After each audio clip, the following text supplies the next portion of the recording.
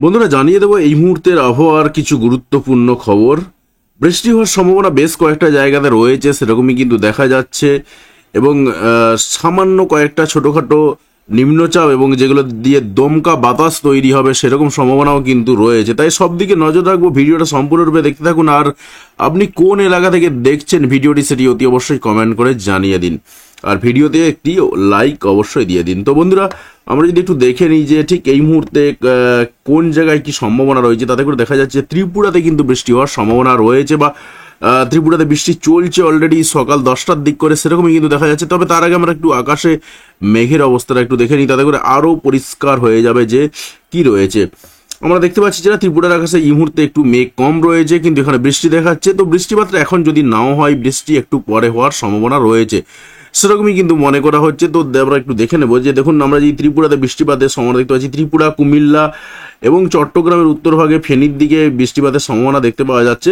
বাকি অন্যান্য এলাকাতে বিশেষ করে ঢাকার দিকে, রাজশাহীর দিকে হালকা গুঁড়ি বৃষ্টিপাতের সম্ভাবনা দেখতে পাওয়া যাচ্ছে। তবে আমরা যেটা দেখলাম যে মেঘ যেটা রয়েছে, উত্তরবঙ্গে মেঘ সব থেকে বেশি রয়েছে, দক্ষিণবঙ্গে কিন্তু মেঘ কম রয়েছে।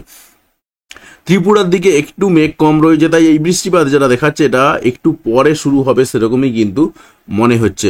তো আমরা একটু এগিয়ে যাব এবং দেখে নেব যে কোথায় কি সম্ভাবনা রয়েছে। আমরা একটু এগিয়ে যাচ্ছি, আমরা দেখতে পাচ্ছি যেটা যে আস্তে আস্তে কিন্তু পশ্চিমবঙ্গের দিকেও হালকা গুঁড়ি বৃষ্টিপাতের সম্ভাবনা রয়েছে, ঠিক বেলা 3টের দিক করে।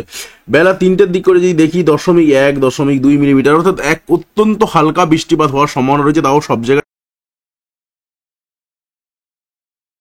রয়েছে। যদি সেই জেলাগুলো একটু দেখে নিই, 2 মেদিনীপুর রয়েছে তার মধ্যে, পাশাপাশি কিন্তু ঝাড়গ্রামের কিছুটা অংশ রয়েছে, বর্ধমানেরও কিছুটা অংশ রয়েছে, এদিকে 2 চব্বিশ পরগনারও কিছুটা অংশ রয়েছে, হাওড়া, কলকাতা, হুগলি এই সমস্ত জেলাগুলো রয়েছে। পাশাপাশি কিন্তু আমরা দেখতে পাচ্ছি বাঁকুড়া, পুরুলিয়ার দিকেও হালকা ফুলকা একটু আধটু বৃষ্টিপাত হতে পারে, একদম গুড়ি, যদিও মারাত্মক বৃষ্টিপাত কিন্তু হবে না। পাশাপাশি কিন্তু আমরা বাংলাদেশের কুমিল্লার দিকে এবং ফেনীর দিক থেকে একটু আধটু বৃষ্টিপাতের সম্ভাবনা দেখতে পাচ্ছি। এবং বাকি অন্যান্য গোটা পশ্চিমবঙ্গ এবং বাংলাদেশের দিক থেকেও কিন্তু হালকা সম্ভাবনা রয়েছে। তবে বৃষ্টিপাত মারাত্মক হবে না, কিন্তু খুবই সামান্য পরিমাণে বৃষ্টিপাত হবে। এবার সন্ধ্যে 7টার সময় যখন আমরা প্রবেশ করছি, সন্ধ্যে 7টার দিক করে কিন্তু আমরা দেখতে পাচ্ছি শিলিগুড়ি, আলিপুরদুয়ারের দিক থেকে কিন্তু ভালো মাত্রায় বৃষ্টিপাতের সম্ভাবনা রয়েছে। এবং বৃষ্টিপাতের পরিমাণটা যদি আমরা দেখে নিই, 3.23 মিলিমিটার মতন বৃষ্টিপাতের সম্ভাবনা রয়েছে, একদম কি 3.8 মিলিমিটার পর্যন্ত আমরা দেখতে পাচ্ছি। পাশাপাশি কিন্তু আমরা শুধুমাত্র যে শিলিগুড়ি, আলিপুরদুয়ার এই সমস্ত এলাকাতে বৃষ্টিপাত দেখতে পাচ্ছি এমনটা নয়, বাংলাদেশের রংপুরের দিকে যদি আমরা চলে যাই সেখানেও কিন্তু বৃষ্টিপাত দেখতে পাচ্ছি। বিশেষ করে যদি আমরা লালমনিরহাটের দিকে চলে যাই, বোদার দিকে, দেবীগঞ্জের দিকে, এই সমস্ত এলাকার দিকে কিন্তু বৃষ্টিপাতের সম্ভাবনা রয়েছে। তো আমরা পঞ্চগড়ের দিকেও দেখা যায়, ওভারঅল উত্তরের দিকটা। তো আমরা একটু এগিয়ে যাব এবং দেখে নেব যে আর কোথায় কি সম্ভাবনা রয়েছে। আমরা একটু এগিয়ে যাচ্ছি, আমরা দেখতে পাচ্ছি যে আস্তে আস্তে কিন্তু রংপুরের বেশ কিছু এলাকাতে বৃষ্টিপাতের সম্ভাবনা রয়েছে। পাশাপাশি কিন্তু আসামের দিকে বৃষ্টিপাতের সম্ভাবনা রয়েছে, ত্রিপুরার দিকেও বৃষ্টিপাতের সম্ভাবনা রয়েছে। রাত্রের দিকে কিন্তু সিলেটের দিকে, ত্রিপুরার দিকে বৃষ্টিপাত হওয়ার সম্ভাবনা রয়েছে। এবারে আমরা আস্তে আস্তে 31 তারিখে প্রবেশ করছি, এবং 31 তারিখে প্রবেশ করে আমরা সকাল 6টার দিকে যেটা দেখতে পাচ্ছি, যেটা সিলেটের দিকে ভালো মাত্রায় বৃষ্টিপাতের সম্ভাবনা রয়েছে। সিলেটের বেশ কিছু, বিশেষ করে মৌলভীবাজারের দিকে ভালো মাত্রায় বৃষ্টিপাতের সম্ভাবনা কিন্তু রয়েছে, সেরকমই আমরা দেখলাম। তো আমরা একটু এগিয়ে যাব, দেখে নেব। পাশাপাশি কিন্তু আমরা দেখতে পাচ্ছি আসামের দিক থেকেও কিন্তু কালকে সকাল থেকে একদম বিকেল পর্যন্ত বা দুপুর পর্যন্ত বৃষ্টিপাত চলতে থাকবে, সেরকমই দেখা যাচ্ছে। তবে সব জায়গাতে হবে না, বেশ কিছু জায়গাতে ভালো মাত্রায় বৃষ্টিপাত হওয়ার সম্ভাবনা আছে, বিশেষ করে গুয়াহাটি, গোপালপুর, গোয়ালপাড়া এই সমস্ত এলাকার দিকে। পাশাপাশি রাত্রের দিকে তেজপুরের দিক থেকেও বৃষ্টিপাতের সম্ভাবনা কিন্তু রয়েছে, সেরকমই দেখা যাচ্ছে। তো আমরা আরেকটু এগিয়ে যাব এবং দেখে নেব। তো আমরা 31 তারিখ পেরিয়ে 1 তারিখে প্রবেশ করলাম। 1 তারিখেও কিন্তু দেখা যাচ্ছে যেটা হালকা ফুলকা বৃষ্টিপাত রয়েছে, তবে সেটা কিন্তু পশ্চিমবঙ্গের দিক দিয়ে নয়, বাংলাদেশ এবং আসামের 2-1টা জায়গাতে। এবার আমরা একটু ঝটপট এগিয়ে গিয়ে দেখে নেব যে আর কোথাও কোনো রকম বৃষ্টিপাতের সম্ভাবনা তৈরি হচ্ছে কিনা। আমরা একটু এগিয়ে যাচ্ছি এবং দেখে নেব কি সম্ভাবনা রয়েছে। আমরা দেখতে পাচ্ছি যেটা যে সেভাবে আর মারাত্মক সম্ভাবনা পাচ্ছি না। আমরা 3 তারিখে প্রবেশ করেছি, 4 তারিখে প্রবেশ করেছি, অর্থাৎ আর সেভাবে মারাত্মক বৃষ্টিপাত দেখতে পাওয়া যাচ্ছে না। একদম 6 তারিখ পর্যন্ত প্রবেশ করলাম, আমরা দেখতে পাচ্ছি যেটা মারাত্মক বৃষ্টিপাত কিন্তু সেভাবে নেই। এবার একটু নিম্নচাপের মোডে ফিরে যাব এবং দেখে নেবো যে বায়ু ঝাপটা মোডে কোথাও কোনো রকম নিম্নচাপ তৈরি হয়েছে কিনা, কারণ প্রচণ্ড গরম রয়েছে, সেই গরমের প্রভাবে কিন্তু আস্তে আস্তে নিম্নচাপ তৈরি হওয়ার সম্ভাবনা তৈরি হবে। তো আমরা যদি একটু এগিয়ে যাই এবং দেখে নিই যে কি সম্ভাবনা রয়েছে। আমরা 30 তারিখে রয়েছি, একটু এগিয়ে যাচ্ছি, দমকা বাতাস দেওয়ার সম্ভাবনা কিন্তু দু একটা জায়গাতে রয়েছে, তবে সেটা ঝাড়খণ্ডের দিকে সব থেকে বেশি দেখলাম। পশ্চিমবঙ্গের দিকে বা বাংলাদেশের দিকে সেভাবে কোনো রকম সম্ভাবনা দেখতে পেলাম না, অন্ততপক্ষে আজকের জন্য। যদিও বা হয় খুব সামান্য হয়তো হলেও হতে পারে, সেরকমই দেখা যাচ্ছে। তবে কালকে হওয়ার সম্ভাবনা রয়েছে, কালকে দমকা বাতাস দেওয়ার সম্ভাবনা রয়েছে, তবে সেটা উত্তরবঙ্গে এবং পাশাপাশি কিন্তু মুর্শিদাবাদ এবং বীরভূমের দিক থেকেও কিন্তু একটু আধটু সম্ভাবনা পড়তে পারে। তো একটু এগিয়ে যাব এবং দেখে নেবো আর কি সম্ভাবনা রয়েছে। ওভারঅল কিন্তু আমরা দেখলাম যেটা হালকা ফুলকা একটু আধটু দমকা বাতাস বেশ কয়েকটা জায়গা দিয়েই বয়ে যাবে, সেরকমই দেখা যাচ্ছে।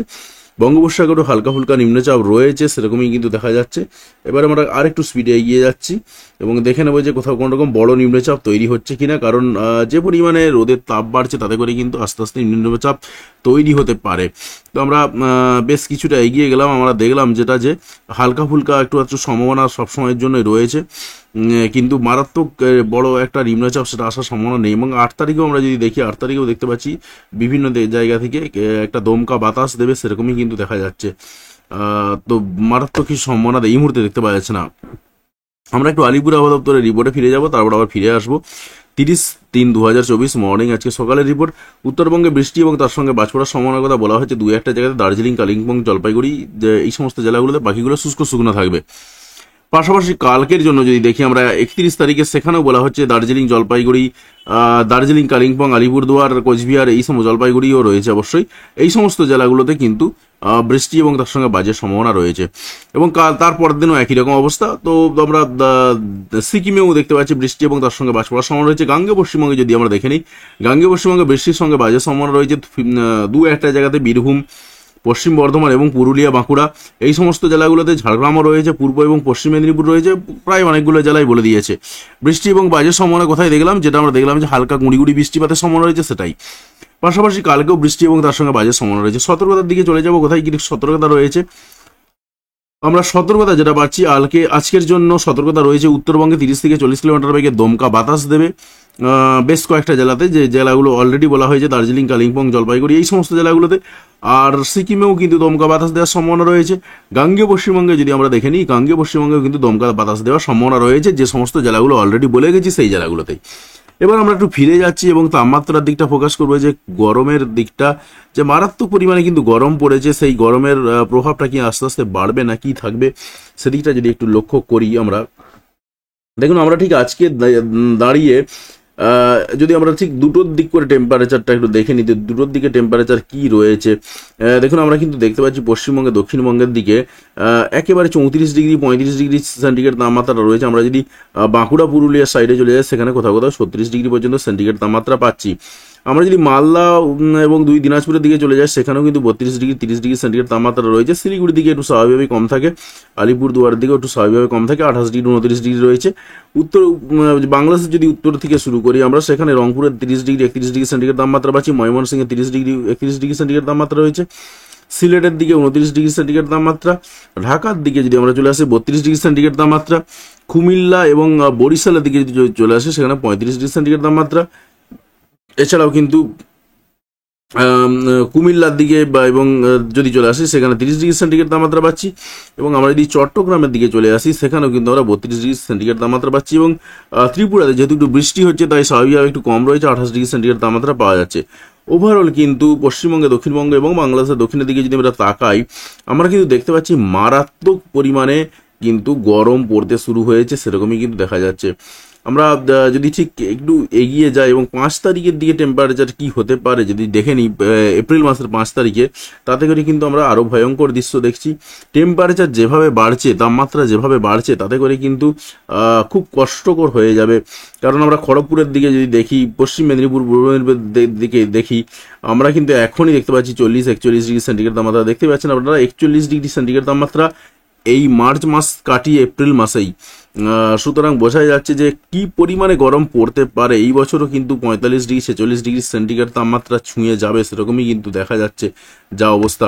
এবং আমরা যদি একটু আপেক্ষিক আর্দ্রতার দিকে তাকাই, আপেক্ষিক আর্দ্রতা কীরকম রয়েছে, আপেক্ষিক আর্দ্রতা একটু কম রয়েছে যদিও বেশ কয়েকটা জায়গাতে, তবে সেটা 5 তারিখের রেসপেক্টে আমরা যদি একটু ফিরে যাই এবং দেখে নিই যে আজকে দুটোর দিক করে আপেক্ষিক আর্দ্রতা কীরকম রয়েছে। আপেক্ষিক আর্দ্রতা কিন্তু এখনও একটু কম রয়েছে বেশ কয়েকটা জায়গাতে, যে কারণে অতিরিক্ত গরম পড়ে যাওয়া সত্ত্বেও মারাত্মকভাবে গরমটা অতটা হয়তো হচ্ছে না, আপনার ঘাম দিচ্ছে একটু বেশি এই পর্যন্ত, কিন্তু আস্তে আস্তে যখন আপেক্ষিক আর্দ্রতার পরিমাণটাও বেড়ে যাবে তখন কিন্তু আরও অবস্থা খারাপ হয়ে যাবে। তো আমরা মোটামুটিভাবে সবটাই দেখে নিলাম। তো কে কোথা থেকে দেখলেন অতি অবশ্যই সেটি কমেন্ট করে জানাবেন, এবং চ্যানেলে যদি একদম নতুন হয়ে থাকেন সেক্ষেত্রে অতি অবশ্যই সাবস্ক্রাইব করে নেবেন, যদি ইউটিউব থেকে দেখেন, আর যদি ফেসবুক থেকে দেখেন সেক্ষেত্রে অতি অবশ্যই ফলো করে নেবেন। তো ভিডিওতে লাইক দিয়ে আমাদের উৎসাহ বাড়াবেন এবং বন্ধুদের সঙ্গে ভিডিওগুলি শেয়ার করতে কোনোভাবেই ভুলবেন না। ভিডিওটি দেখার জন্য আপনাকে অসংখ্য ধন্যবাদ।